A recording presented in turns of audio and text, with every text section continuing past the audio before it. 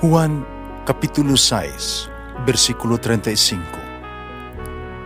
Si Jesus miingon kanila, "Ako mao ang pan nga naghatag sa kinabuhi. Ang muari kanako dili nagayod gutomon, ug ang mutuo kanako dili nagayod uhawon."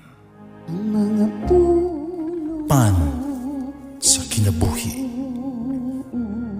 maglikon unta sa mong pagtuo ug gagakabi sa pagtuman sa imong mahal nga kasuguan.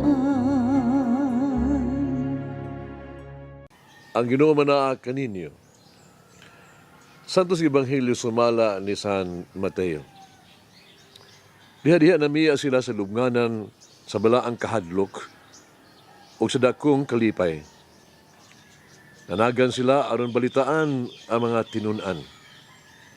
Nga si Jesus nakigtagbo nila sa dalan nagmiingon, "Kalinaw." Iduol siya sa mga babae, gigakos ang tiil o gisimba. Umiingon si Jesus, "Ayaw kahadlok. Lakaw, sultihi ang ako ang igsuong nga pag-adto sa Galilea, din magkikita ako kanila." Samtang naglakaw ang mga babae, namalik ang mga gwardya sa siyudad. Pipila nila mitaho sa mga pulong pare sa tanang nahitabo. Nagigtagbo sila sa kadagkuan sa mga Hudiyo nga nakahukom sa paghatag sa mga sundalo sa dakong kantidad sa salapi. Gipinahan sila, "Ina ninyo nga sa gabii, samtang nga tulog mo, nangabot ang iyang mga tinunan, gikawat ang lawas ni Jesus." Kung masayos ini si Pilato, kami na yung mahibalo niya. Gipahilayo, munamo sa kagubot. Ang mga sundalo midawat sa kwarta o misunod sa gisulti kanila. Among bakak nagsabwag sa mga Hudiyo hangtod karon. Ang Ebanghelyo sa Ginoo. Pasalamati ang Ginoo kay siya maayo, ang iyang gugma mulungtad hangtod sa kahangturan. Pasalamati ang Diyos sa tanang mga Diyos, ang iyang gugma malungtaron. Pasalamati ang Ginoo sa mga Ginoo, ang iyang gugma balungtaron.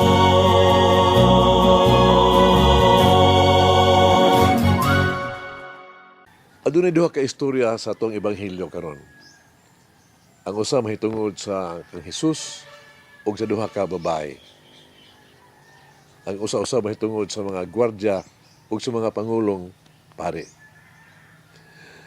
Ang una, usa ka pagpadayag, presentation sa panghitabo gyud nga tinuod nga gisaysay sa Ebanghelyo karon atong nadungog.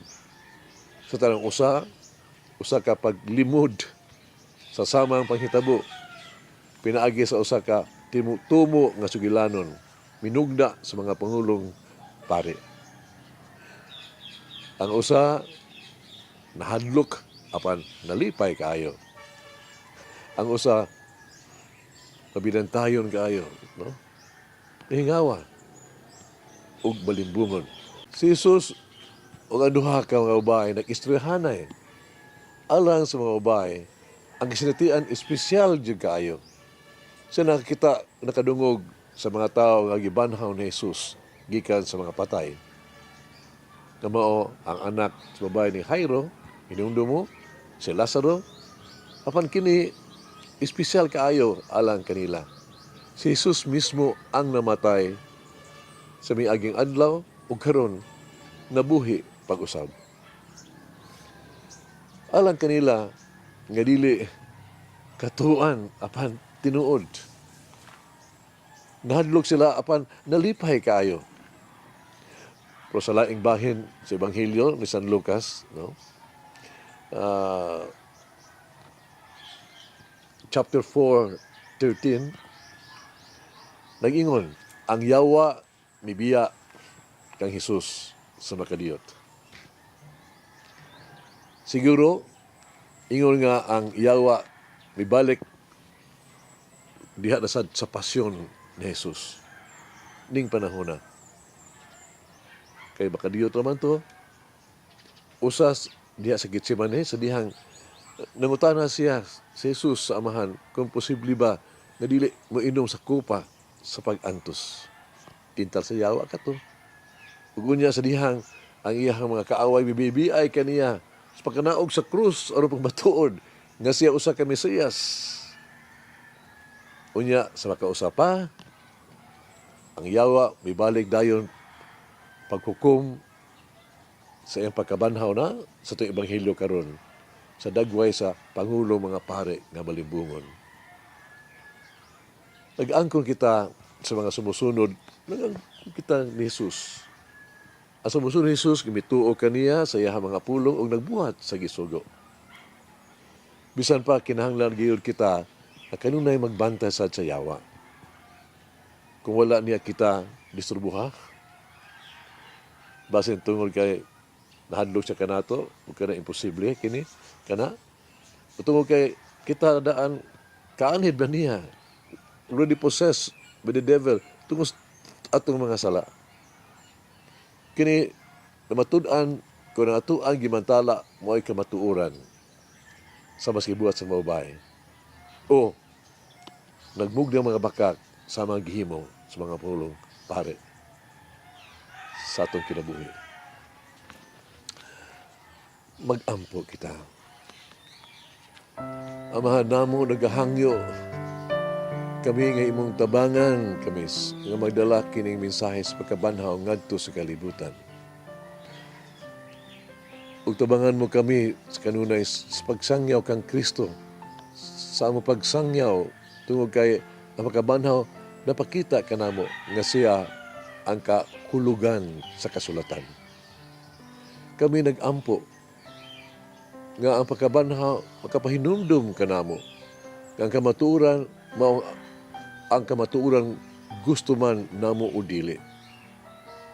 Apan labaw sa tanan, tabangi kami sa paghinumdum nga ang pagkabanhaw napakita kanamo nga si Jesus maong hari nga gipangandoy sa among kasing-kasing. Amen. Mama Mary, open my heart to the presence of the risen Christ each day. Umulangin ang Diyos magagahom sa tanan, Amahan, Anak, Espiritu Santo. Amen. May the Lord of the divine mercy bless us all, heal us from all diseases and suffering. Ayun unta niya kita, tanang mga sakit na sa lawas o sa kalag, body and soul. In the name of the Father, the Son, and of the Holy Spirit. Jesus, I trust in you. Amen. Eat the bread of life will never hunger, says the Lord. Kay galaan inyong nabati ang pagpaambit ug hamubong pamalandong sa pulong sa Dios pinaagi sa tulumanon pan sa kinabuhi nga gidumala ni Monsignor Daddy Silva. Hangtod na usab sa sunod higayon, daghang salamat. The bread of life.